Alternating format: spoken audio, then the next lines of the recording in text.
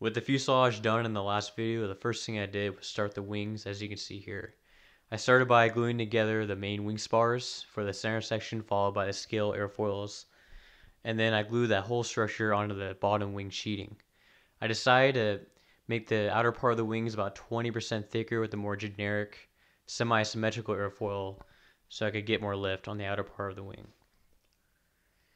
I did not add a sheeting to the very center of the wing because I need to eventually fit a large 6-cell LiPo battery into the wing box area in order to get the CG correct. After I installed the outer spars, I glued on the inner fixed flaperons at about 15 degrees so they match the fixed takeoff flaps I will be adding later.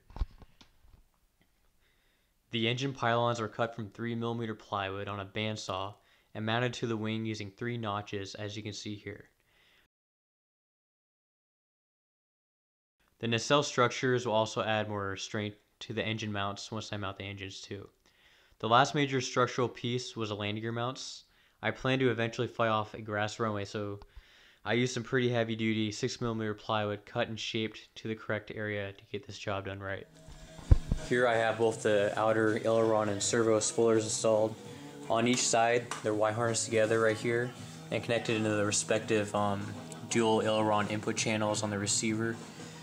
What I did is mechanically offset the servo arm right here for the roll spoilers on each side. So for the first half of the input range on the aileron, it's just the aileron servo functioning.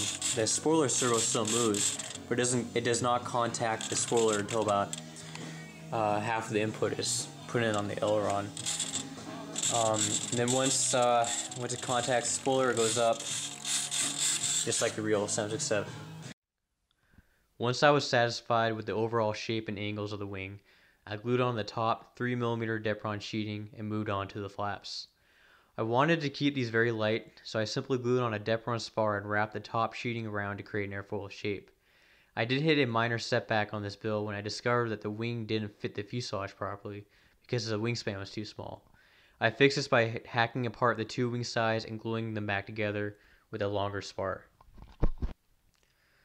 Next up was my least favorite part of the wing box, which has lots of weird angles to deal with.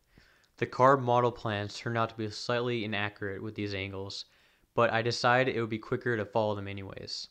I first used a root airfoil to cut the wing box into the fuselage, then I built the structure around the box.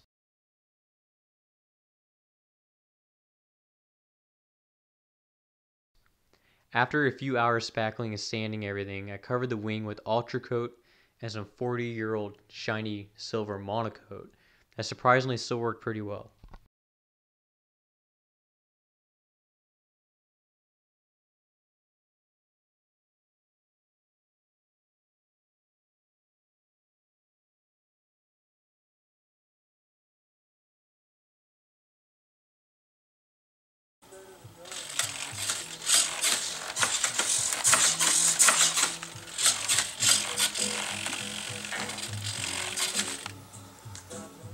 Spoilers.